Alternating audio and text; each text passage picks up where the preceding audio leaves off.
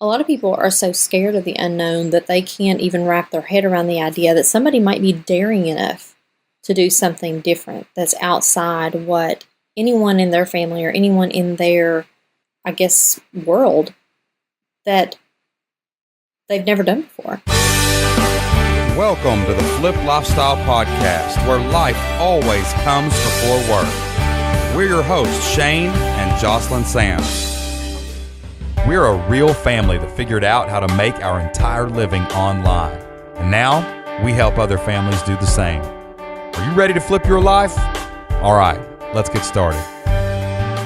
Hey y'all, this is Jocelyn here from FlipLifestyle.com and the Flip Lifestyle Podcast. I'm recording today from my back porch, and this video is part of my new series on the challenges of being a wife, mom, and entrepreneur, among many, many other roles that we all play. So today I'm answering a listener question, and I'm sorry I didn't get your name on this one. It says, how do you explain your business success to family and friends without alienating them? Okay, let me first say this is a very loaded question because it is very tricky to navigate these waters. I wrote this response out and I've gone through it several times and kind of second guessed myself and wondering if I should add more to it or say something different. And I'm going to just go for it and see what happens. So before I jump into my answer on this question, I want to give you the 1-minute rundown on my background in case you're happening upon this video or this podcast and you are not familiar with our story. So Shane is my business partner. The two of us, we grew up in middle-class families in Kentucky. Our parents were very hardworking people, but we are definitely not trust fund babies. Shane and I met in 1998 at the University of Kentucky, and after graduating college, we did what other people normally do, and we got a job in the, quote, real world. We did that for a few years, and then we decided that that life wasn't really for us, so we wanted to do something different, and the path that we chose was to become school teachers. We thought it would be an improvement over what we were doing, but it wasn't the improvement that we were really looking for. We did education for several years, and a few years into it, our 3-year-old son, Isaac, he needed us. We had a situation at his daycare. It was kind of a serious situation, and he needed us to be there. Well, Shane went to work because he couldn't get in touch with anyone on the phone, I guess. And he went into work that morning and said, hey, I need to be with my son. I have something that's really important. And, we weren't people who miss work a lot. So for us to not be there was very unusual. And the principal basically told him, to make a long story short, that he would have to deal with it later. And it was at that point that we knew things were going to have to change if we wanted to put our family first. So that was our priority. That's what we wanted to do. But we were going to have to make some changes in order for that to happen. So I'm not going to get into the whole story because we've told it a lot of other times in a lot of other places. If you want to know the whole story, you can go to fliplifestyle.com and click on our story, and you can read and listen to all the different things that we've said about this. We've talked about it at length many, many times, and if you're interested, you can find out more there. But that was the catalyst that made us decide that we had to find another way to live our life. We started our online businesses in 2012, and we were able to make enough money to leave our teaching jobs in 2013. Now, when you live in a small town in southeast Kentucky and you quit your teaching job, start an online business, people notice, and naturally they have a lot of questions. At first, a lot of people were confused that we left our teaching jobs, and some were even a little bit angry. Because how dare we leave our good teaching jobs for something completely unknown when we had 2 little kids to take care of? One well-meaning family member even asked us, what are you going to do if this internet thing doesn't pan out? As in the actual internet. Yeah, that happened. Sometimes it's hard for people to understand something that they haven't experienced before, or something that's so far outside the realm of what normal people do.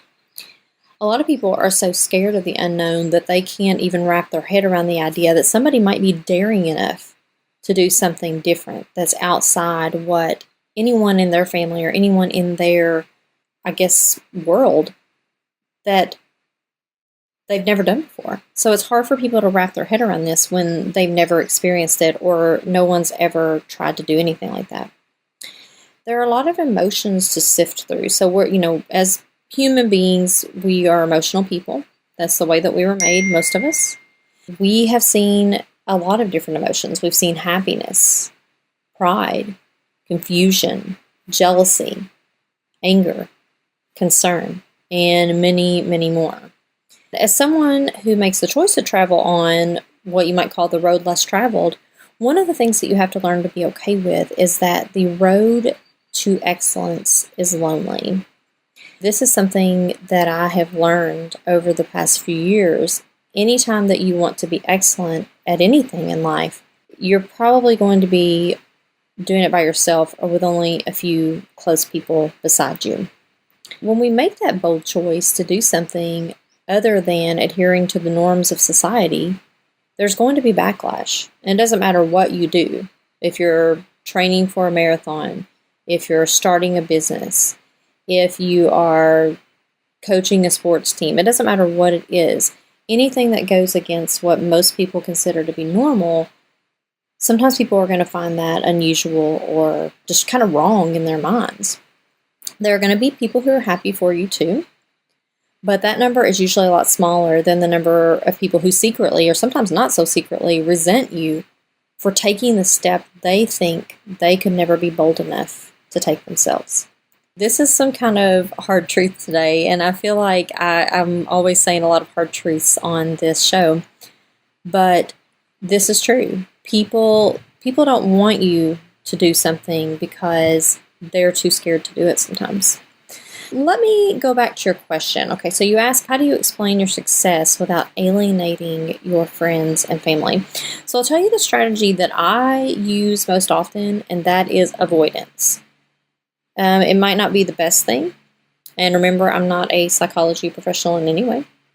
This may not be how a lot of people would deal with it or the best way to deal with it, but I found for me, it's the best way for me to deal with it. For the past 6 years, we've really carefully avoided mentioning our business on our personal social media pages. We don't try to market to friends and family. We don't post about our business very rarely. Every now and then we might post a picture of a trip we've been on or something like that, but we don't really ever market on our personal social media pages. We don't talk about it. In conversations with friends and family, we don't really bring up our business. If people ask me about it, then I am happy to answer their questions as matter-of-factly as I can. And the reason for that, it's not because I don't enjoy talking about what I do, but deep down, I'm still the small town Southern girl that I've always been, and I don't want my business success to be the only thing that defines me. Other people might choose to tackle the issues head on, and I respect that. Shane is like that. He's more direct than I am, so if he senses that something is bothering someone, he will bring it up and say, hey, I notice that you're bothered by this, maybe because of these reasons, and let's talk about this, let's confront it. And if that's what you choose to do, then, I respect that. But for me, I really choose to do more avoidance. And again, it might not be the right answer. Over the past 6 years, though, I've realized that having the right mindset is a critical part of success. And because of that, a lot of my relationships that I had before we started our business are a little bit different now. I have to choose those relationships carefully. If I sense that one of my friends or family members are constantly negative, it really brings me down, and I have to work that much harder to keep my spirits up. So in those cases, I've learned that it's best for me to avoid those situations when I can. I still love and respect that person, but if they're constantly negative, I have to keep them at a little bit of a distance.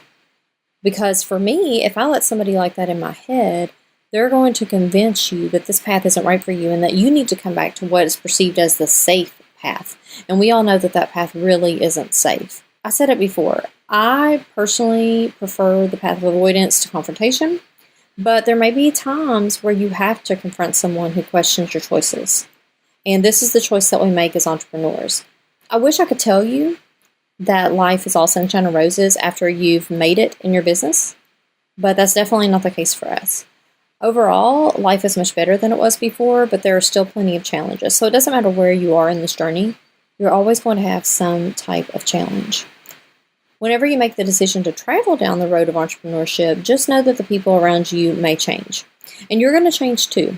We all change. But you need to surround yourself with other people who get it.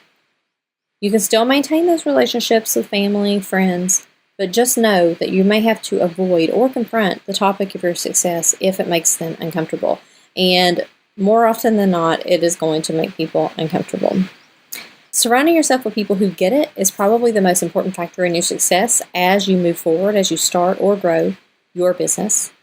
And I just wanted to tell you that if you need some support, and who doesn't, you can find tons of people in our amazing Flip Your Life community. The first 30 days are totally free. You'll have access to hundreds of other entrepreneurs, all striving to reach a common goal, as well as all of our trainings and courses. All you have to do is head over to fliplifestyle.com/free to check it out and join us today. Again, that's fliplifestyle.com/free. We would love to see you inside the community. I hope that helps with your question about friends and family, and I hope you guys have a great day. Bye!